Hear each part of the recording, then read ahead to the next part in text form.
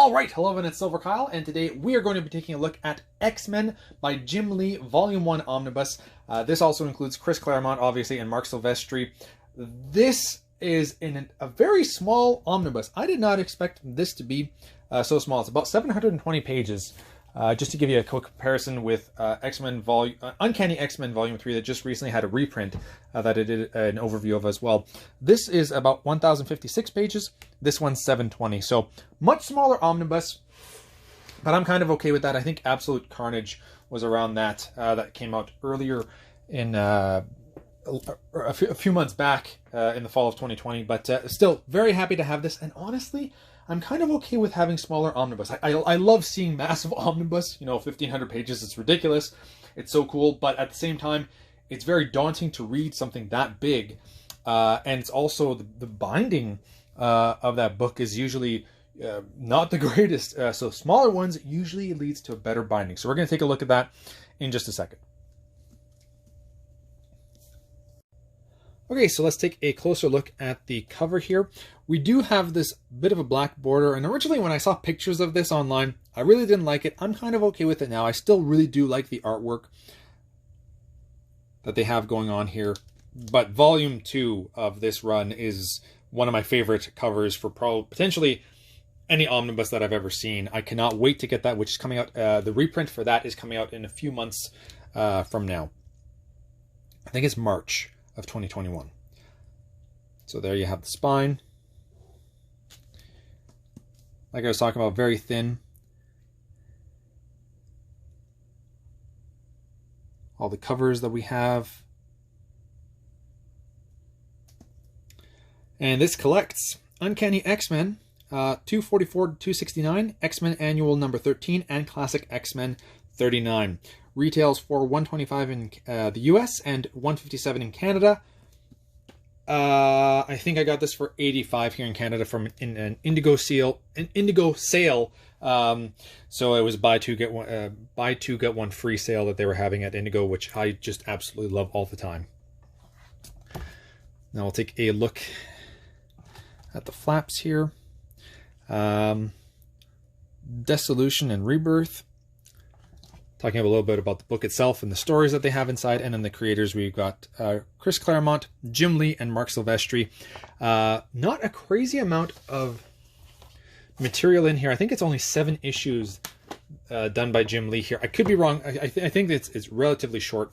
And nothing too fancy with the actual hardcover.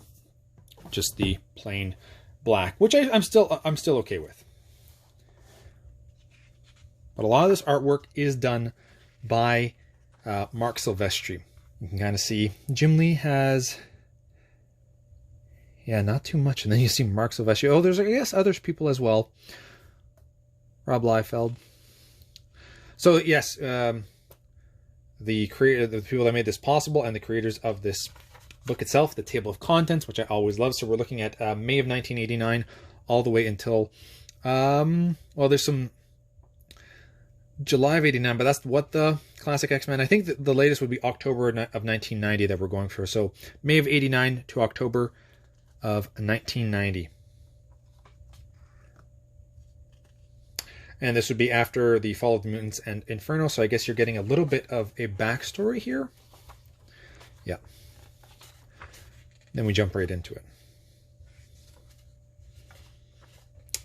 I don't know much about this run. I have seen a lot of material somehow from some of the Jim Lee stuff, and some of this Mark Bagley artwork as well.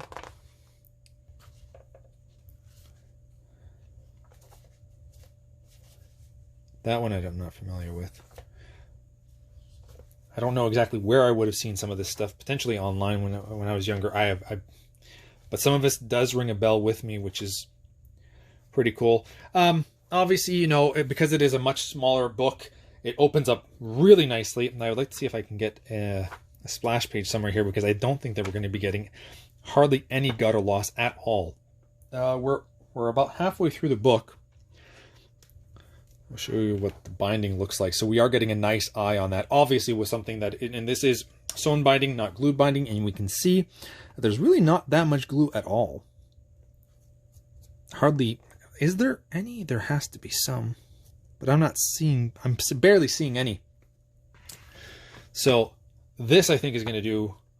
It's not tight at all. It opens up nicely. Stays open.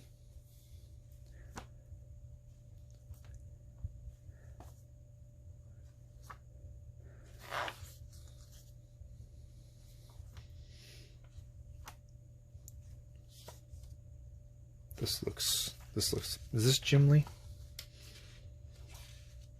Oh, there's a splash page.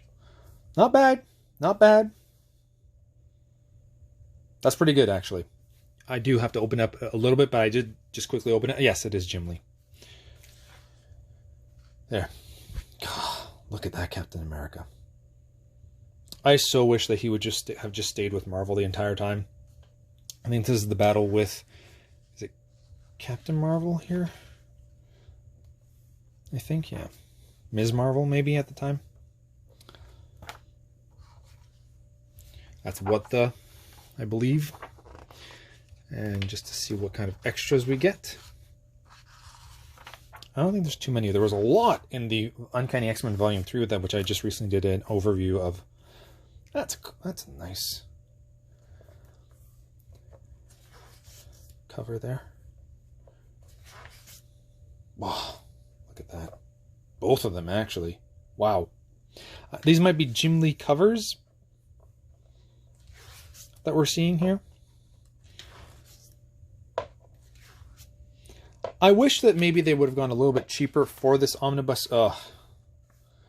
That iconic poster right there. That I've seen a lot of. Maybe in Wizards Wizards magazines I've seen that. Oh, that's nice too. And boom, the cover. So there you have it. The X-Men by Jim Lee, Volume 1 Omnibus.